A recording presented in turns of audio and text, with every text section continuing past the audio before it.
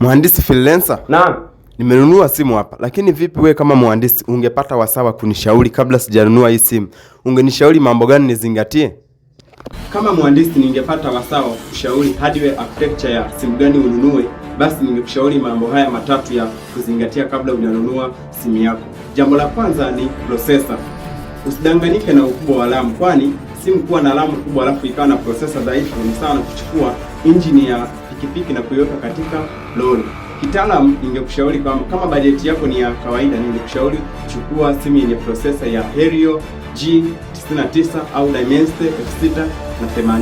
Lakini kama mfuko wako unatosha, na kushauri hamia katika Snapdragon series ya 7 au Dimensity ya F8. Lakini kitaalamu zaidi, angalia processor ambayo inakuwa na nanometa ya 6 au nanometa ya 4. Jambo la pili ni display. Hapa hatuangalii ukubwa wa kioo tu, bali tunaangalia teknolojia iliyoko nyuma yake.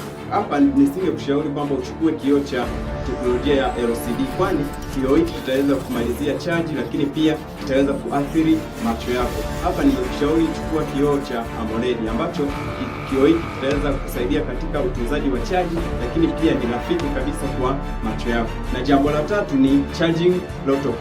Betri ya miliampia 5000 haina maana kama inachukua masaa matatu kujaa. Wewe kama mhandisi unayejali muda, na kushauri kwamba uchukue betri ambayo itakuwa na teknolojia ya fast charging.